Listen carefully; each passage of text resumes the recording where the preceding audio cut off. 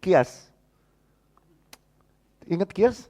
Kias nih menganalogikan, menyamakan hukum yang baru dengan hukum yang baru, ya, hukum kasus yang baru yang belum ada diatur oleh kitabullah atau sunnah Rasul sallallahu alaihi wasallam dengan hukum yang telah diatur di dalam kitabullah dan sunnah Rasul sallallahu alaihi wasallam.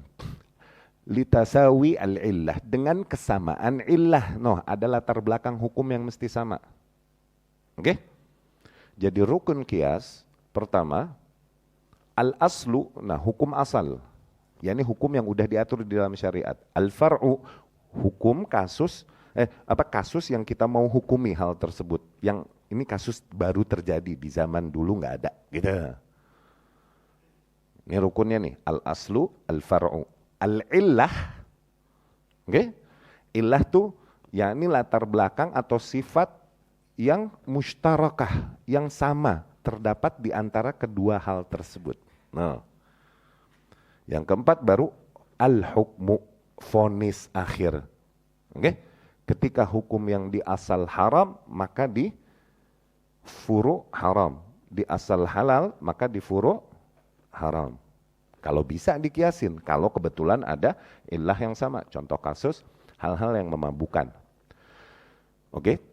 Heroin, iya gak? Dan segala jenisnya. Di zaman Rasul itu nggak ada. Kita mau menghukumi itu, misalnya gitu. Oke? Ada kesamaan illah, sama-sama menghilangkan akal. Ini sama dengan yang terjadi di zaman Rasul pada kasus khomer. Diharamkannya karena menghilangkan akal. Illahnya sama.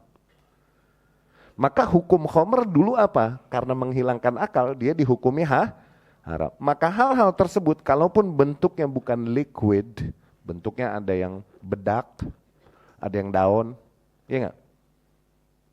Kalaupun bentuknya beda, tapi memiliki illah yang sama, efek yang sama, sifat yang sama, yaitu apa? Menghilangkan akal. Maka yang menjadi hukum di usul, jadikan hukum di furu. Ketika dulu khomer diharamin, itu diharamin, karena illahnya sama. Itu kias.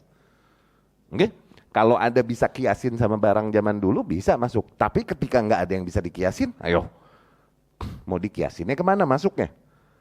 Oke? Quran nggak kena, sunnah nggak kena, ijma nggak ada, kias juga nggak masuk. Kemana? Akhirnya hanya ke nilai-nilai umum yang dibawakan di dalam kitabullah atau sunnah Rasul sallallahu alaihi wasallam. Wajarlah para ahli ilmu sampai kepada kesimpulan yang berbeda.